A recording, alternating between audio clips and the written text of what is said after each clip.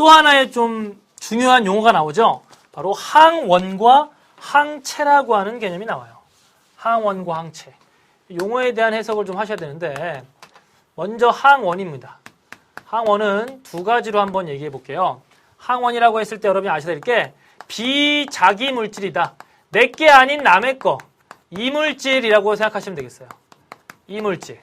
비자기 물질. 보통은 단백질로 되어 있고요. 단백질 아니어도 뭐 다당류일 수도 있고요. 또 핵산일 수도 있어요.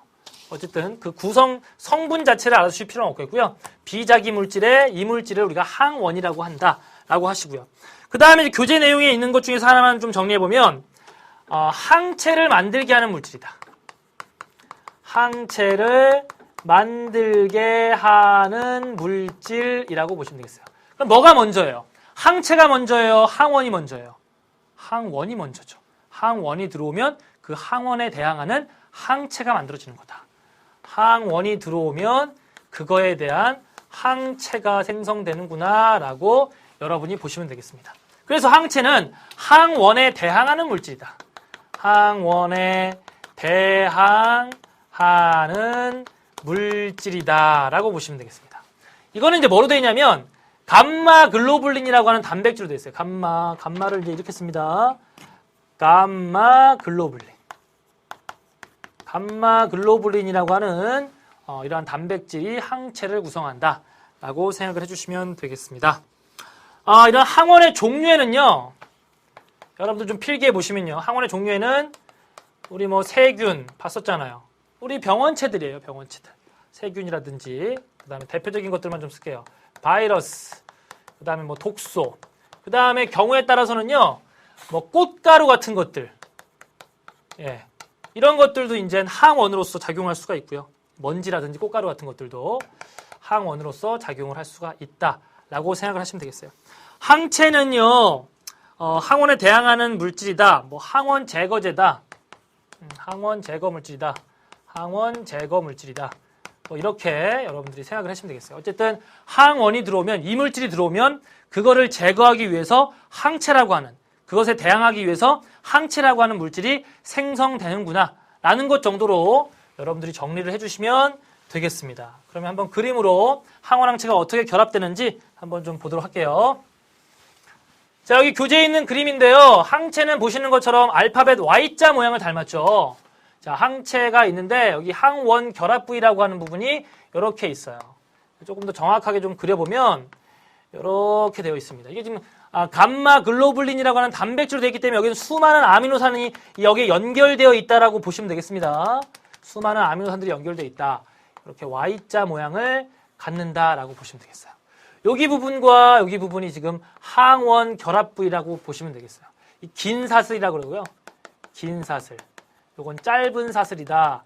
이렇게 불러요. 여기 아랫부분은 다 공통 부분이고요.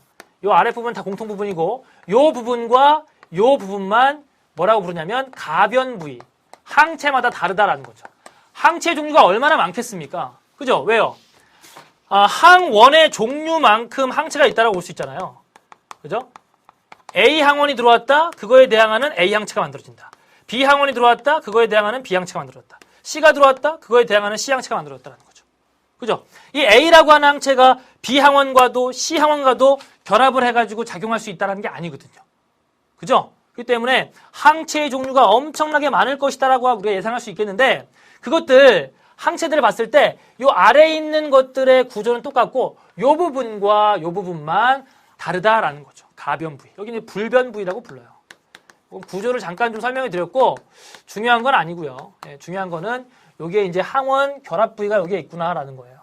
그래서 거기와 이제 구조가 맞는 부분이 이제 결합을 하게 되는데, 여러분이 조금 오해하시는 게 뭐냐면, 어떤 A라고 하는 항원이 있다면 이 A라고 하는 항원이 항체와 결합할 수 있는 부위가 구조가 한 종류만 있을 것이다라고 오해하는 친구들이 있어서 이 그림을 좀 가져와 봤어요.